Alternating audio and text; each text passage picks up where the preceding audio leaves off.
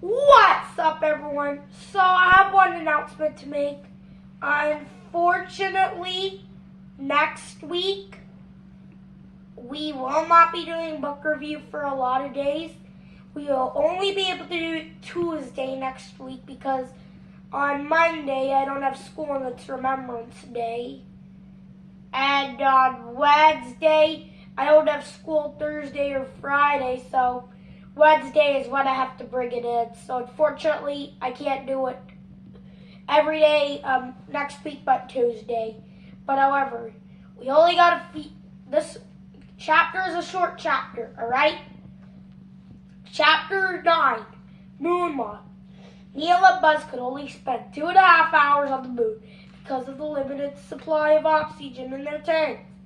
Because Neil was the commander of the mission, NASA awarded him the honor of stepping onto the moon first. Carefully, Neil climbed down the ladder. He had given much thought to what he'd say. After his words, who would be heard all over the world. Neil's message was, "That's one small step for one man, one giant leap for mankind." But as Neil set foot on the moon, 450 million people listening heard him say, "That's one small step for man, one giant leap for mankind."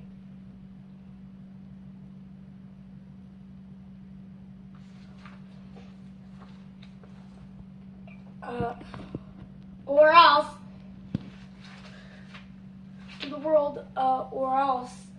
the poor sound from the moon was responsible for cutting out on the little word,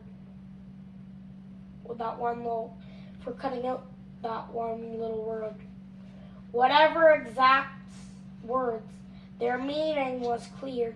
It was indeed a landmark event in the history of the world. Neil rigged a TV camera so viewers on Earth could watch the two men in the bulky spacesuits walking where no human had ever been before. Their suits protect them from both the extreme heat and extreme cold on the moon. The astronauts collected moon rocks, took photographs, and planted an American flag. Wires made out of the flag look as if they were flying, otherwise it would have hung limp. There's no wind on the moon. And they also left a pound cue. It said, "Here, men from the planet Earth, first step foot up the moon, July 1969 AD. We came in peace for all mankind." Whenever they walked, they left footprints in the moon dust. These footprints are still there today, because there's no wind on the moon. The landscape was basically brown-gray. It was very dark out. Still, Neil thought the moon was beautiful.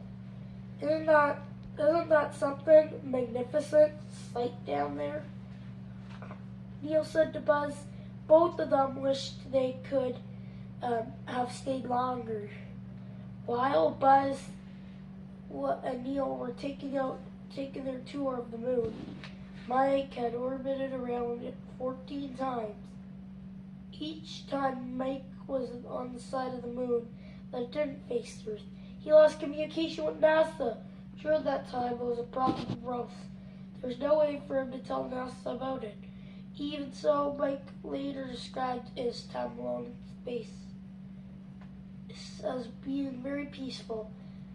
As for Neil and Buzz, everything depended on the Eagle blasting up perfectly from the moon's surface. Fortunately, it did. After Neil and Buzz reconnected with Columbia, they climbed back into the cabin with Mike. Then the Eagle was set fit to orbit the moon. It had done its job. There was no need for it anymore. And besides, it couldn't be brought back to Earth. It would have burned up on hitting the atmosphere. The Eagle eventually crashed onto the moon. Into the moon. Once Mike fired the rockets that pulled Columbia away from the moon's gravity, the Apollo 11 crewmen were on their way home. One lunar model lifts off. Two model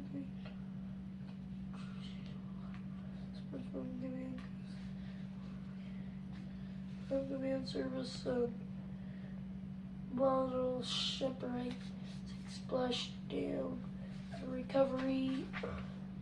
Chapter 10 is returning home. We only got a few more pages. Last chapter tomorrow. Hope you're excited. This is Owen signing off.